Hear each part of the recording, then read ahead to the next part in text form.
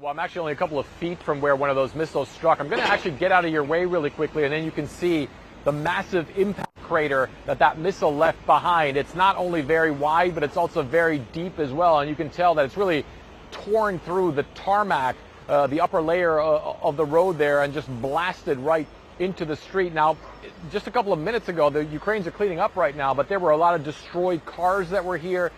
There was also one dead body that we saw the recovery and rescue crews take away as they were working the scene. And, you know, it really made for a rude awakening for us in the early morning hours of today. I would say it was around maybe 8:15 local time. That would have been about 1:15 on the East Coast that the first explosion took place. And then as the morning progressed, we heard explosion after explosion as the Russians were apparently hitting the capital city here in Kyiv with a lot of those rockets, those missiles. The Ukrainians apparently intercepting some of those as well. We just got some footage in from the Ukrainians showing some of the missiles that they say they intercepted on the outskirts of Kyiv.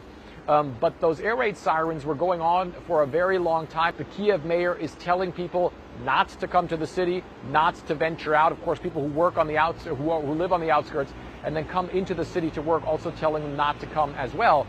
And it's a similar picture in large parts of the country here, of Ukraine, where several cities have been hit. And the Ukrainian president has said he believes that there were two targets, essentially, that the Russians had. One was Ukrainian energy infrastructure. There's a bunch of places that are without power. Part of the city of Kyiv is also without power as well, but also Ukrainian civilians.